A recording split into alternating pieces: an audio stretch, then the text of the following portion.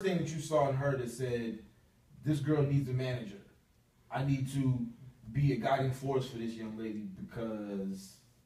My ex-girlfriend is the one that put me on to it, right? Okay. She was like, you got to look at this girl, Karrueche, right? Mm-hmm. And, you know, she's younger. My ex-girlfriend's younger, so, you know, she was like, you know, she knew her already. And she was like, no, you got to look at this, Jake. I know how you are. Mm-hmm. This girl has something about her. He's like, her name is Karrueche. And I'm like, why do I know that name? Mm-hmm. And I had met her, I think like the year before, I had met her. Mm-hmm. And she was just assisting somebody or something. And I met her and I was like, I remember the person saying her name is Karrueche. The name itself stood out to me. I was like, well, what name is that? Mm-hmm. Just to find out her dad made it up. You know what I'm saying? Like he just liked creating her How dad it and mom. sounds. There was some hippies in the 90s and the 80s, whatever, and made up a name. That's That- crazy. I thought it had to have meant No, something. It had no. to have some Family type of name, yeah, some type of Daddy and mommy, something daddy like and mommy was chilling and they said, Karrueche. we're gonna name our child Karrueche. That is so You know, so Damn. for me, I looked at that, right? And then when I met her, right? And when I met her, she was very pleasant, right? Like extremely pleasant. And my ex-girl was like, yo, Jacob, you gotta really pay attention to her. And I paid attention to her and I studied her and everything. And it took me a year before I chose to work with her. It wasn't until she came on vacation with us to Turks and Caicos, right? Mm-hmm.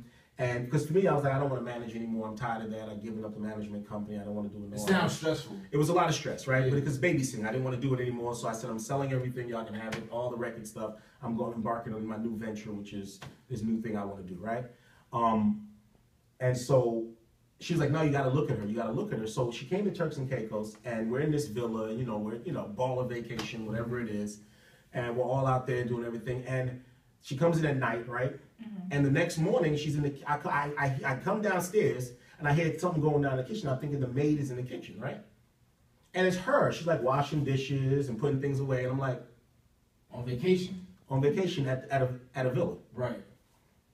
It's like, good morning. I'm like, good morning. It's like, what the hell are you doing? There's somebody for this. Like, there's an app for that. Right? you dial and they come and do this for us, right? And she's like, no, it's okay, I'll do it. And she's got the yellow glove on, and she's Oh, she went all the way in. she got the yellow gloves on. She's cleaning everything, and I'm sitting there like this. I'm like, that's very interesting. I looked at my ex. I'm like, why you ain't cleaning shit? She made it hot. You ain't cleaning shit. She over there cleaning this stuff. Like, what the hell? Then she grabbed, so, I had bought some oranges. They were a little dry. So she's just, oh, no, I put them in this orange juice and I put it in the refrigerator. So I'm like, you got the oranges and the orange juice in the refrigerator? Like, why am I even fucking with her? That's what I'm thinking about. Like, you ain't know how to fix this orange problem. She's like, well, just put it in the, so I pulled it. I'm like, this shit is juicy. And so I'm like, that's very humble of her, right? She's Like, on something here. I'm like, she's humble. So it wasn't just about the entire, like, what I saw there. It was like, Right. coming from 20 years of being an artist representation, owning labels, owning the dealing the business with all this stuff, you start looking for the path of least resistance, right? And I'm like, she doesn't seem like she's gonna be a headache. So that was the first sell. Then I sat and hung out with her and talked to her and realized that very few people had ever heard anything from her. So I had never heard anything from her, Right. really. So I'm like, what's your vision for things? And she had this very, like, honorable, right, sweet way of seeing things. And I was like, interesting. And I'm like, what do you want to do? And she was like, well, I want to do this, this, and that. And then what it was I don't want to do it by any means necessary. So in other words, I don't want to compromise myself for doing it. I want to do it with my own level of integrity. So if I don't want to do this, I don't want to do that. And I actually liked it. And then I sat back and I went out with her to the grocery store. We hung out different places, and I saw the reaction to her, right? Like, not that people in Turks really knew who she was like that, but like, just people's reaction to, they would stare at her. She looked different. They're like, and she was just very polite and very sweet and very like this. And I was like, there's something about this girl that just does it for me. Like, it's something about her. Like, she has something about her that I like. And I was like, there's something we can do with this. And that's what my ex, I try to tell you, like, you have to just, because my ex called her weird. She's weird like you. And I would be like, what does that mean? Yeah, like, what are you trying to say? And then I learned what that meant. Right. And then I started to be, so it took me, after that it was like a while, and I would just see her around. Weird, like a good person? Like, Yeah, weird, like what is weird? So I would see her around, and I would go around with her, and I would study her and see her reaction to things. She went out of her way to make sure she was very nice to people, and everybody that wanted a picture, I used to be like, no. She'd be like, no, and she'll take the picture, and I was like, that enough is for a guy like me, for me to be like, I'll go hard with this person, because, I've had artists that be like, I don't want to be bothered with my fans. Right. You know, I've had all of those type. I'm not going to put people out there, but I've had it all, right? She was very interactive with people and very interactive with stuff. And I remember then after that, I saw somebody put on Twitter, Team K, right? And I said, hey, why don't you ever post Team K? She said, why do I have a team? That's legit. I respect it. I said, well, that's right.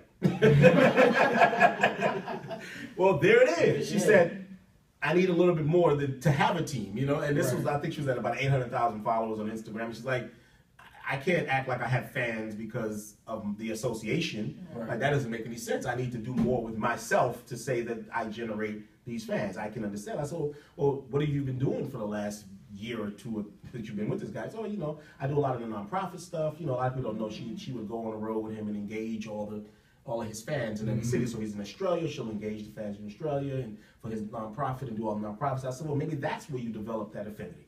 She's like, yeah, I don't think so. And I'm like, well, I started doing my research and realizing a lot of that was coming up. I said, well, that's probably why they like you, because you're going out there and you're talking to his fans and you're engaging them. And, you know, that lasted for, you know, a while. And then we decided, you know, she was like, so you're going to manage me or not? That's exactly, because she's a lot more aggressive than people think she is. Right. She's not some timid little girl. So she was like, you going to manage me or not? And I was like, yeah, I might manage you.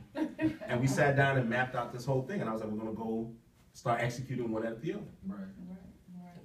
Talk to me about y'all's relationship, because it seems like you're very protective of her. Very. I've heard that you call people up if you don't like something about her, and then I noticed on her Instagram, she used to call you her dad. Yes. And a lot of people actually thought I you was were her her dad, yeah. biological father, Yeah. and they'd be like, oh, Karuchi's dad. So talk to me about like how you guys are. Her father, she has a black father, obviously. She finally posted him, so again and again. This is her fourth time posting him, so people can understand that's her father, right?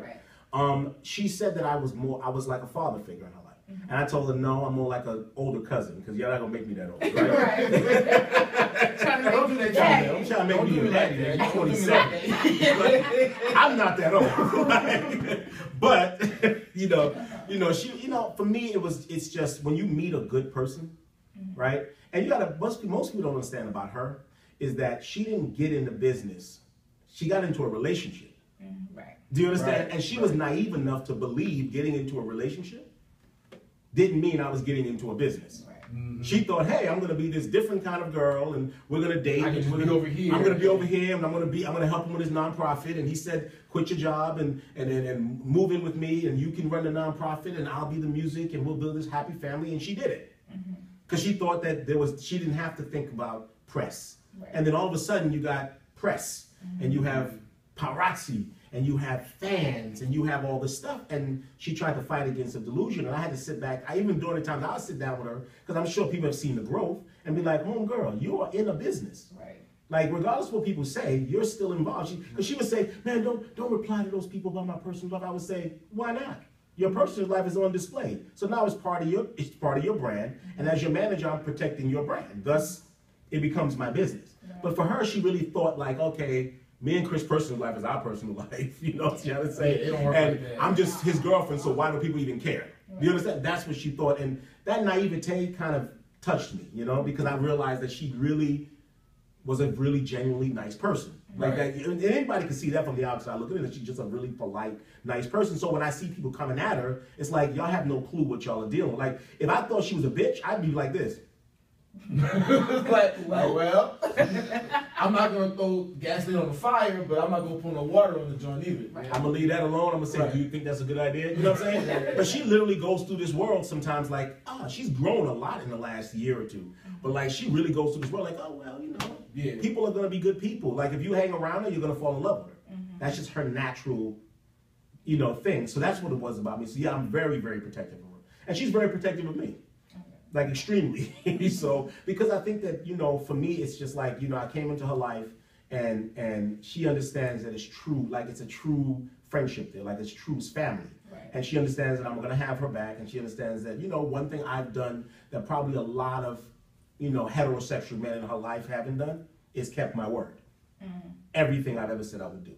So I think for her, that was the most important thing about it too. Like, he never abandoned ship. He was there. He stood by us. He fought the battles with us, ups and downs. And, and for her, I think that was important. So that's what the true definition of a friend and a family person is that person.